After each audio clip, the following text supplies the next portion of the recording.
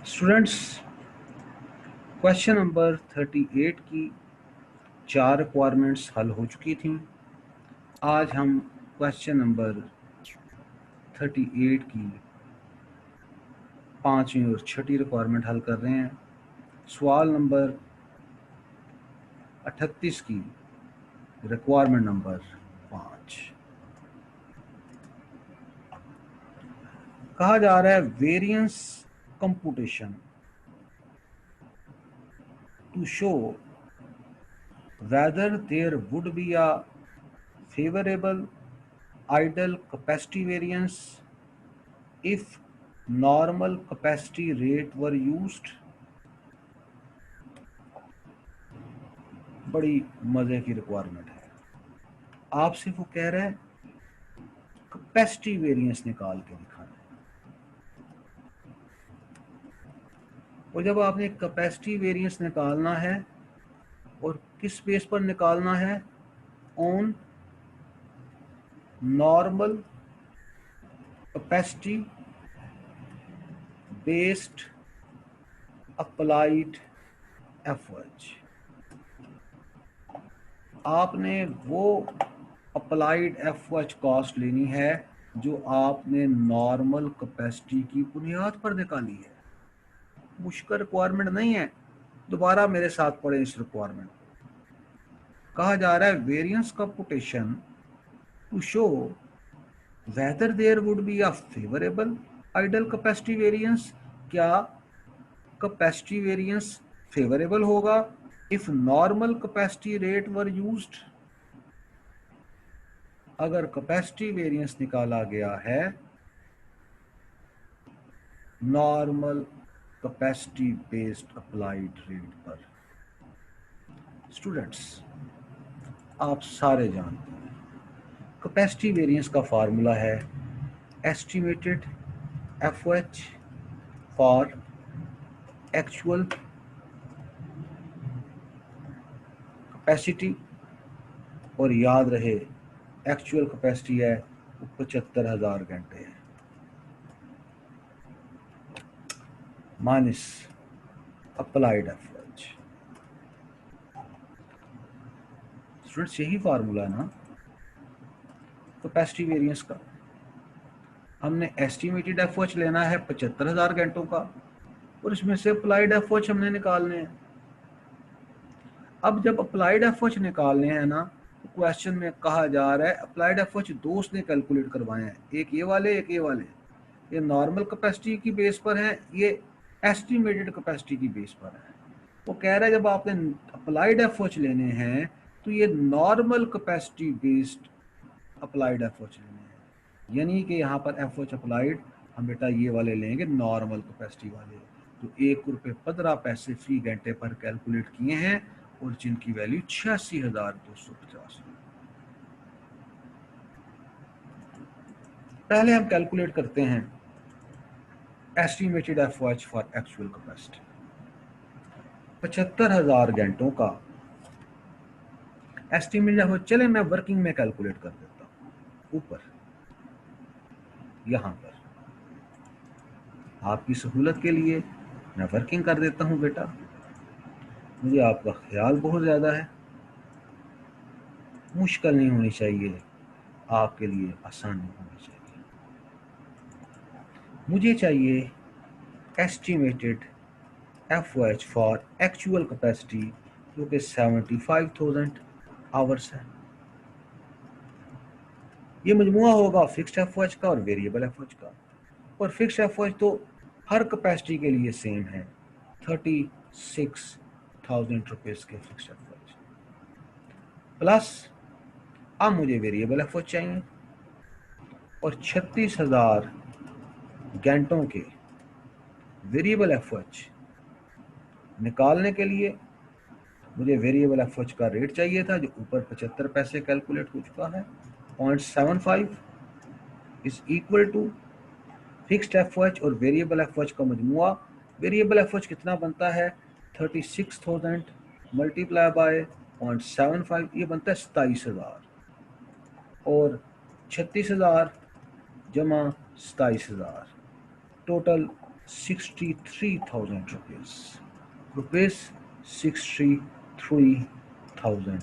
ये आपके पास students variable FH आ गए हैं और फिक्स्ड एफएच आ गए हैं, और उनका मजमुआ जो है ये 75,000 घंटों के एस्टिमेटेड एफएच आ गए हैं 63,000 रुपीज़ के। रुपीज़ 63,000 ये है estimated FH for actual capacity minus. अब हमने यहाँ पर स्टूडेंट्स लेने हैं अप्लाइड एफएच, और अप्लाइड एफएच कौन से लेने हैं? Normal capacity based. वो हमने ये वर्किंग नंबर 3 में निकाले। Normal capacity based applied FH 86,250 रुपये।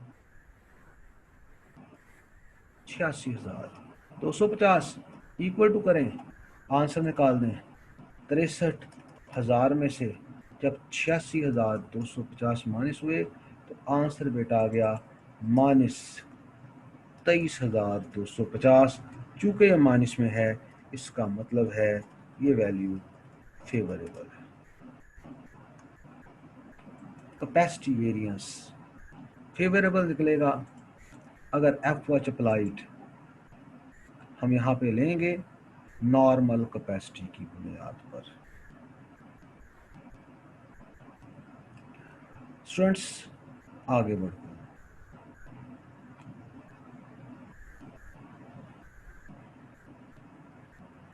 सर बुक में आंसर 6,000 बताया हुआ है।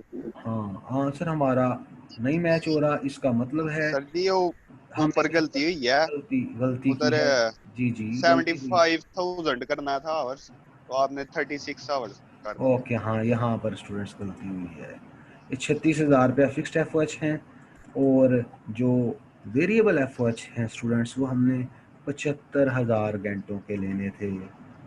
इंसान से गलती हो जाती है, बुरा नहीं मनाना आपने। 75,000 मल्टीप्लाई बाय 0.75 ये 56,250 रुपये बनते हैं।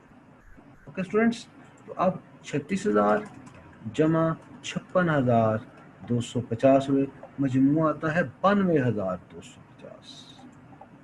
जी जी, ये दुरुस्त कर लें, 92,250 रुपये ये आपके एस्टिमेटेड एफएच है।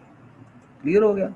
वापस आ जाए जी। ये 86,250 नहीं थे स्टूडेंट्स, कितने थे? 92,250। जी जी, अब सही निकले हैं ना? चलें देखते हैं। 92,250 हल कर लेते हैं। 63,000 माइनस 92,250। जी, आंसर भी मेरा है गलत आ रहा है।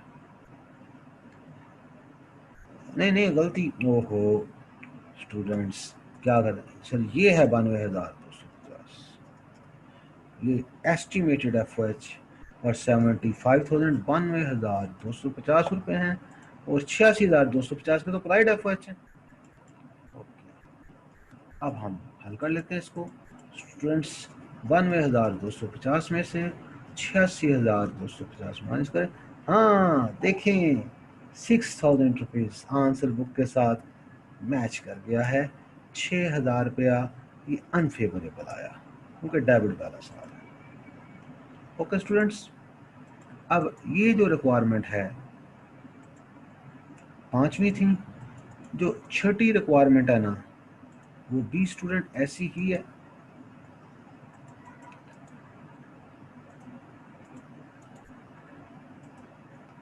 छठी रिक्वायरमेंट, मगर छठी रिक्वायरमेंट में फ़र्क इतना है, कोई पूछ रहा है कैपेसिटी वेरिएंस निकालें, मगर अब जब आपने अप्लाइड एफओएच लेना ना तो नॉर्मल कैपेसिटी की बुनियाद पर नहीं लेना, ये आपने एस्टिमेटेड कैपेसिटी की बुनियाद पर लेना। अहम सवाल है, पेपर में आने वाला सवाल है स्टूडेंट। वही फार्मूला